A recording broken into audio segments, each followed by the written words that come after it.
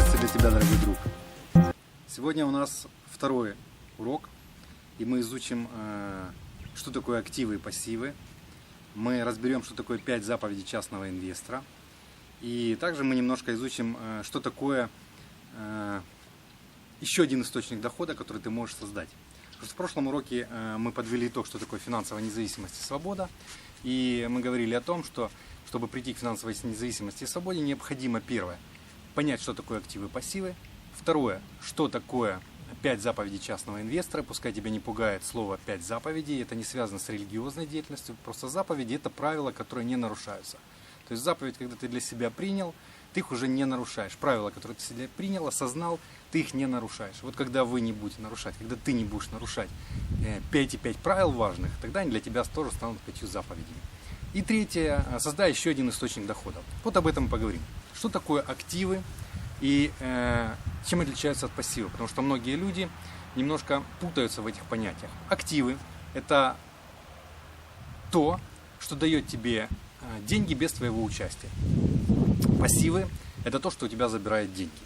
Некоторые, когда я задаю вопрос слушателям, и когда я ездил по семинарам и по инвестированию, задавал некоторым моим слушателям вопрос, вот что такое пассивы? Они мне говорили, квартира, которая у меня есть, там, дача, которая у меня есть, дом, который у меня есть. Я задавал вопрос, вы живете в этой квартире, даче, дом, там, ездите на машине? Да, тогда это пассив, это сразу же относится в разряд пассивов. И активы – это то, что дает доход без вашего участия. Я приведу прямо простой пример, чтобы вы поняли. Самый простой примерчик.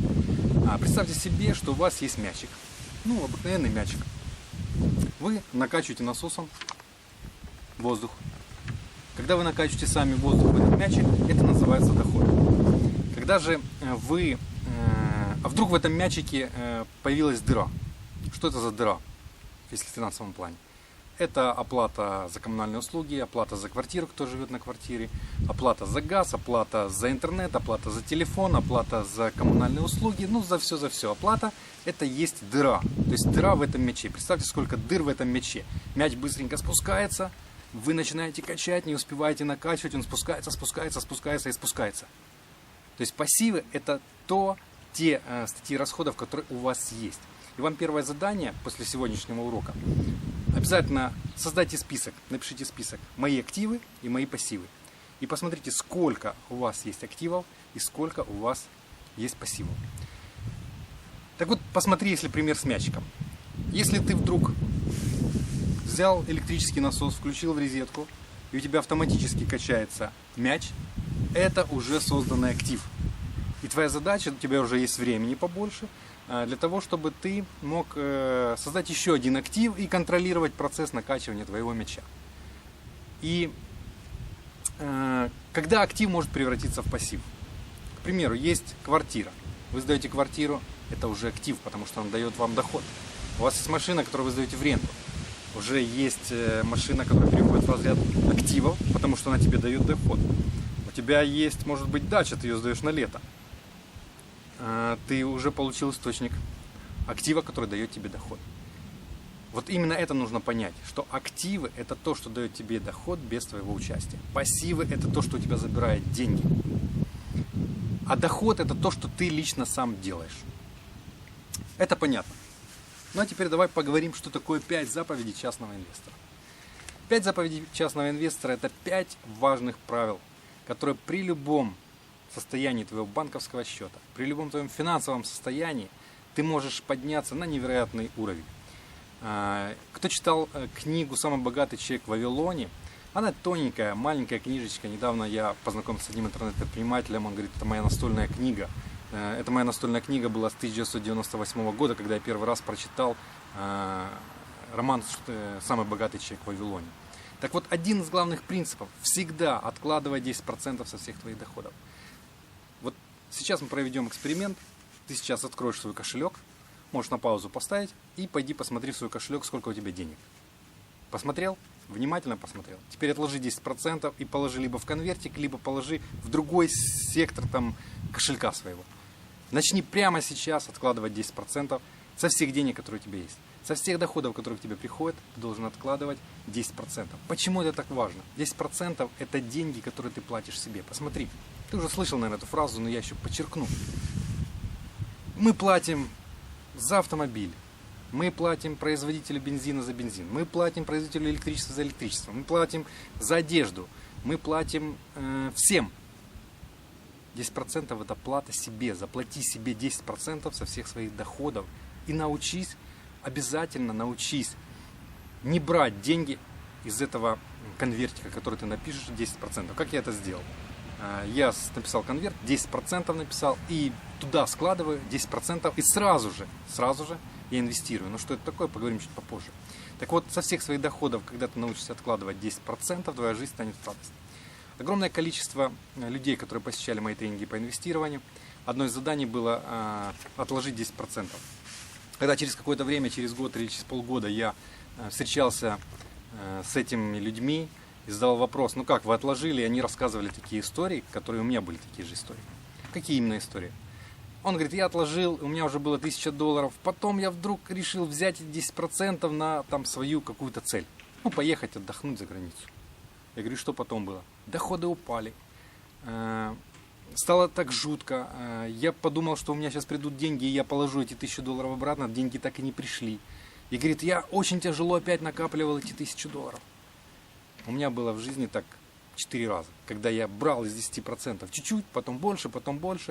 И в результате одно из главных принципиальных правил должно быть: никогда не бери из этих 10%. Эти 10% созданы для того, чтобы они тебе делали еще больше денег. 10% это твоя будущая пенсия.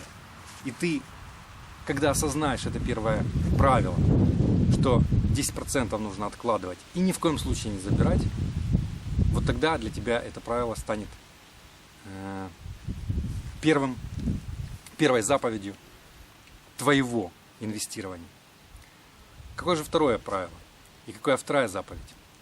Это четко контролируй доходную и расходную часть. На сайте я приложу файлик и сделаю видеоурок, как формировать расходную часть и почему очень важно изучать расходную часть. Ну, давай я тебе задам вопрос, и ты сам ответишь. Если, предположим, у тебя несколько источников дохода, ну вот сколько у тебя источников дохода? У простого человека, обыкновенного человека, ну, обычно 2-3 источника дохода, не больше. 2-3 источника дохода. Ну, может быть, 4, может быть. Но обычно 2-3 источника дохода. И задай вопрос, сколько у тебя источников расходов. Как минимум 10. Это за квартиру, это за электроэнергию, это за телефон, за интернет, это одежда, это питание, это бытовая химия, это еще что-то, это дети, у кого есть дети, на нужды детей. Итак, статьи расходов, ну как минимум, я говорю 10, а обычно это 20-25 статей расходов. Так вот, задам тебе вопрос, если 25 статей расходов и всего лишь 2-3 источника дохода, что необходимо изучать? Огромное количество информации в интернете, огромная информация везде в мире, как заработать деньги, как научиться зарабатывать деньги, как заработать еще больше денег. Но ты знаешь, что я сделал вывод однажды, что не научившись человек контролировать свои расходы, зарабатывать деньги, его обучать, это все равно, что привести его в пропасть и сказать «прыгай». Он все равно разобьется.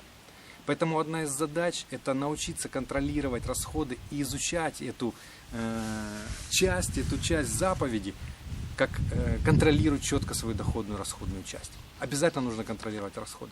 Зачем, ты спросишь? Ты скажешь, я хочу зарабатывать столько, чтобы не контролировать свои расходы.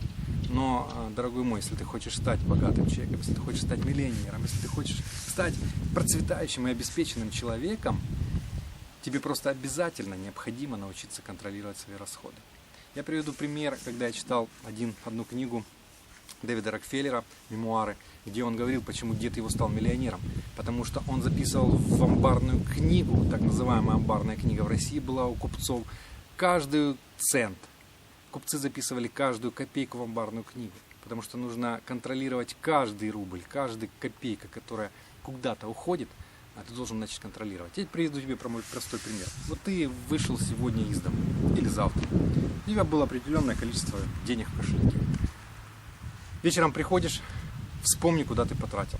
Вроде бы не помнишь, куда я потратил, а какой-то суммы не стало, да? Уходил с 300 гривнами или там уходил с $50, приходишь, у тебя на нуле. Куда потратил, не помнишь. нужно обязательно помнить, куда ты тратишь. И второй момент, почему необходимо контролировать расходы. Потому что когда ты напишешь статьи расходов, ты увидишь, где ты перерасходуешь, и ты можешь эти деньги взять в другое место. Ну, приведу простой пример. Однажды я разговаривал со своим родственником, и он говорил: ну, Андрей, эти правила не работают у меня, я работаю на шахте, ты понимаешь, эти правила не для меня. Вот как, мне и так денег не хватает, я еще расходы должен 10% откладывать. На что я ему говорил: ну, посмотри, вот сколько ты тратишь там на пиво. 3 бутылки берешь, 4 бутылки берешь. Ну, возьми 2 бутылки пива, а 2 бутылки возьми, сохрани. И мы поговорим, что могут дать $1 в день, который вы можете откладывать каждый день. Так вот, обязательно научиться необходимо контролировать доходную и расходную свою часть. Это вторая заповедь частного инвестора.